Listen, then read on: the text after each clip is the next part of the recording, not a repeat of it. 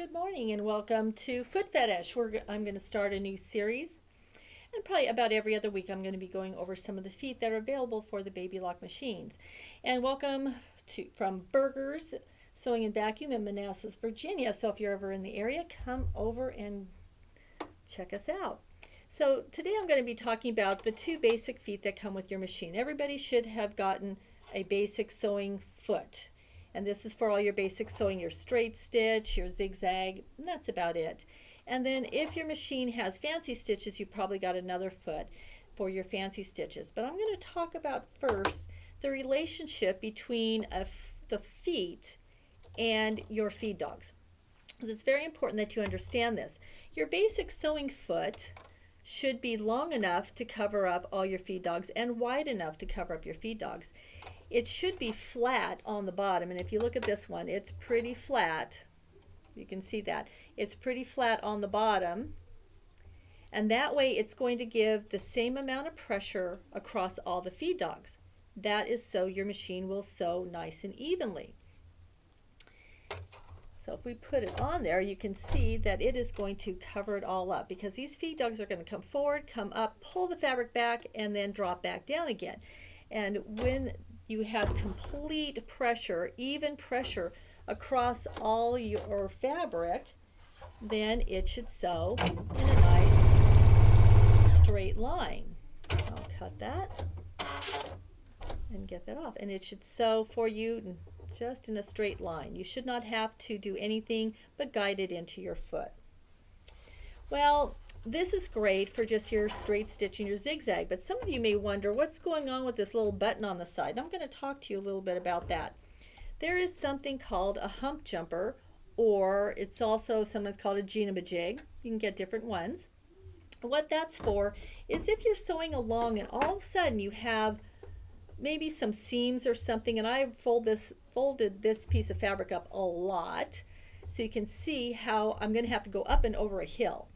Now the problem with that is, as you're sewing along, I'm just on one or two layers of fabric, and then all of a sudden I'm going to be going uphill.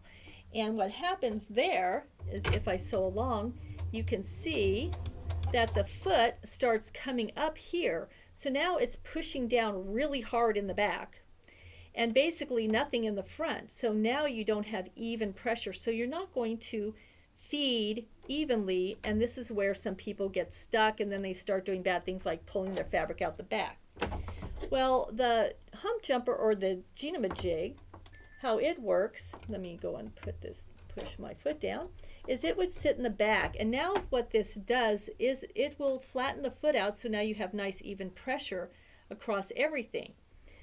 If you happen to have one of these cool feet with the little button on it, what you do is, I'm trying to stay out of the way, I'm going to push that little button in, and then as I start to sew, you see the button's going to stay in, and what it did is it kept the foot flat. So now my foot is flat, I'm getting even pressure on that really heavy part, and then once it comes up and over, my little button pops out, and I can keep sewing just like normal. And I don't have to worry about that. So that is a built-in hump jumper to help you get over these big lumps of fabric when you're doing hems or whatever, or using your other jig or hump jumper that they call it. So now I want to talk about another foot. What if I'm going to do nice, fun, fancy stitches? What happens is you build up your thread.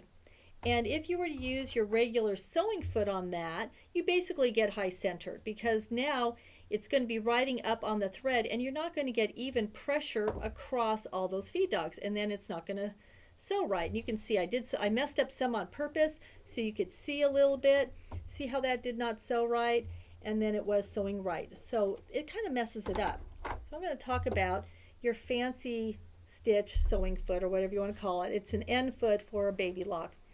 You notice it's wide to cover up all your feed dogs. It's long to cover up all your feed dogs. And it also has a channel cut out of it. So here's a channel. You notice this one does not have a channel. It's basically flat. This has a channel, so all that thread can run right underneath that foot.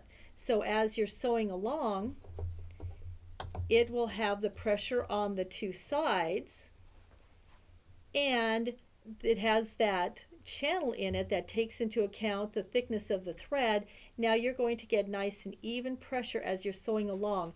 It has the channel going all the way from the front to the back because some stitches you're going to be moving backwards and forwards, so you need to have that channel out all the time. So make sure that when you're doing your fancy stitches that you're using your end foot, and when you're doing your basic construction with your straight stitch and your zigzag, you're using your J foot. And that's it for Fit Fetish today, and hopefully I will do this again in a few weeks. Bye-bye.